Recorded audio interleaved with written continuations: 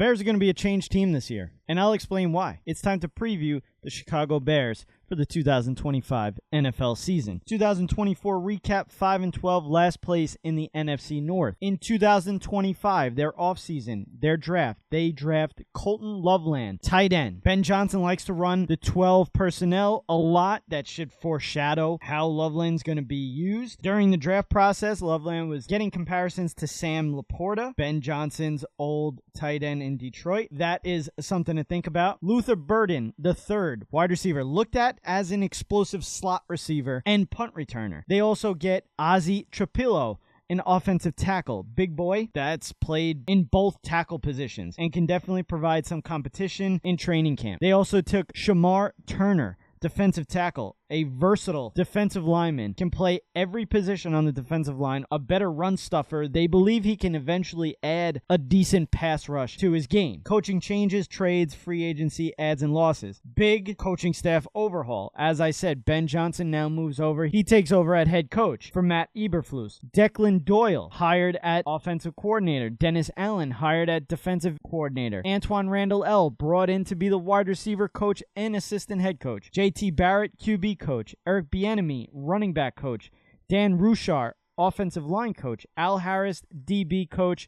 And Press Taylor, pass game coordinator. Free agency gains. They pick up Dayo Odeyingbo, edge rusher. Grady Jarrett, defensive tackle. Drew Dahlman, center. Durham Smith, tight end. Devin Duvernay, wide receiver. Nick McLeod, cornerback. Jordan McFadden, left guard. They made some trades.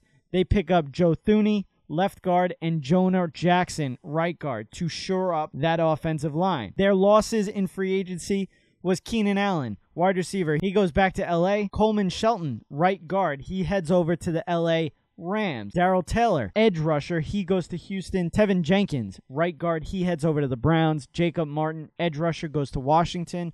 Larry Broom, right tackle, goes to Miami.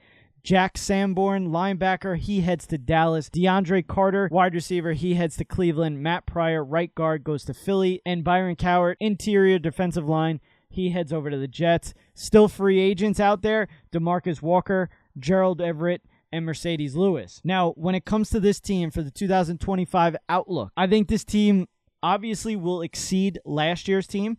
I think they'll hit some speed bumps and maybe some growing pains with the second-year quarterback and a whole new coaching staff. Not to mention the three other teams in the division had over 10 wins last year and will most likely be around that this year. I do think they missed the playoffs, but I think this will be a start to something good for Chicago. This will be the next step in their rebuild mode. Record prediction. I've got them going 8-9. Now, last year they went 5-12. 8-9's big upgrade. So I have them going 8-9. The ceiling, in my opinion, is above 500, and I think it's just one game over 500.